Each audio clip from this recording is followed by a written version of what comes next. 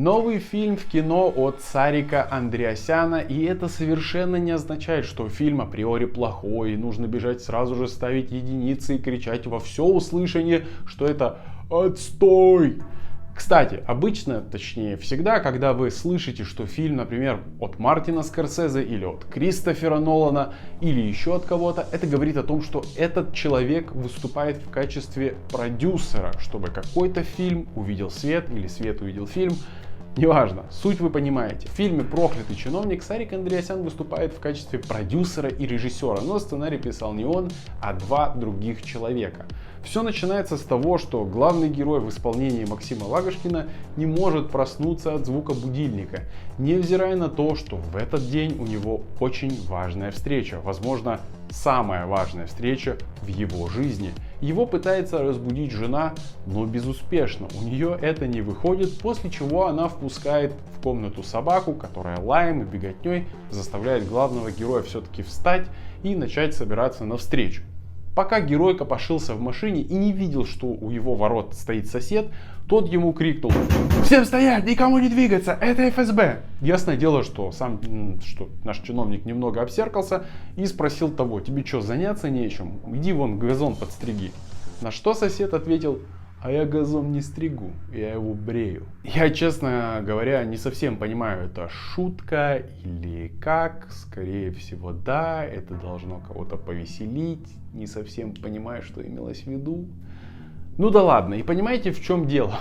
Большинство людей, зная Сарика и услышав эту фразу в начале фильма, могут сразу же выйти из зала. Не было бы никаких проблем, если бы эта глупость прозвучала в середине фильма. То есть в каком-то смысле начало задает тон, так скажем, да, тому, что будет и как будет происходить дальше на экране. И вот эта фразочка, она отбивает желание на дальнейший просмотр. Но с другой стороны, неправильно судить по первым 5 минутам о всем фильме в целом. Если бы там такое продолжалось еще минут 30, да, я бы, конечно, перестал бы это смотреть. Дальше наш главный герой попадает на рабочее место, где все никак неугомонная бабка хочет попасть к нему на прием и выбить земли для могилы рядом со своим дедом, то есть мужем. Ну, понятное дело, чиновнику не до бабки, детки, могил и земель и так далее, и всего прочего. У него сейчас очень важная встреча должна произойти с авторитетными людьми.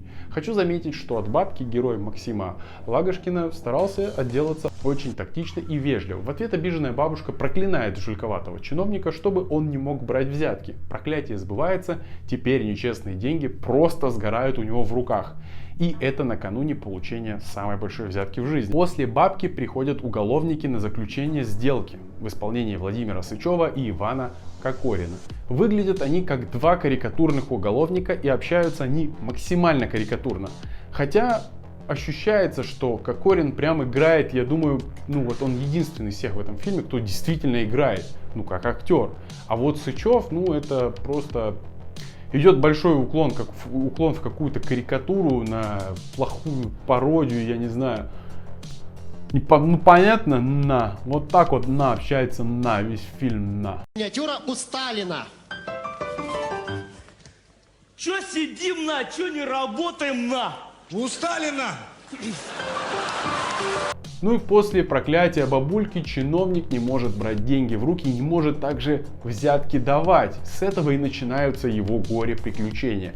Момент, когда главный герой пытался подписать документы и у него ничего не получалось, вот так вот, да, у меня почему-то начало перекликаться с фильмом «Лжец-лжец».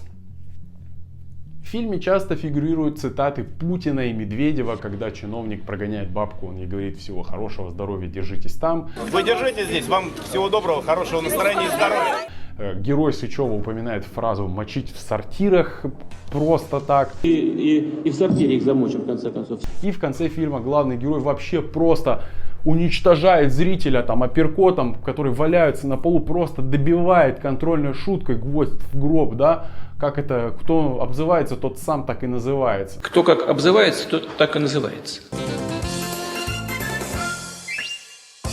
Президент говорил: все вокруг и за все хотят взятки и деньги. Я даже не знаю, как к этому относиться. То есть, с одной стороны, люди плюются, что что вы такое показываете. С другой стороны, если бы всех показывали честными, порядочными, там, воспитанными, никто никому не грубит, то это тоже никого бы не устроило. Как по мне, так как есть, так и показали.